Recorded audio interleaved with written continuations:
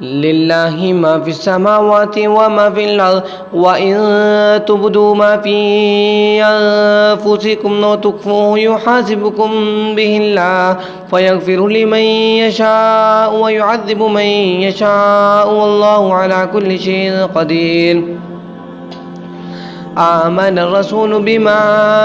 أنزل إليه من ربه والمؤمنون كل آمن بالله وملائكته وكتبه ورسله لا نفرق بين أحد من رسله وقالوا سمعنا وأطعنا غفرانك ربنا وإليك المصير. لا يكلف الله نفسا إلا وسعها لها ما كسبت وعليها ما اكتسبت ربنا لا تؤاخذنا إن نسينا أو أخطأنا ربنا ولا تحمل علينا إصرا كما حملته على الذين من قبلنا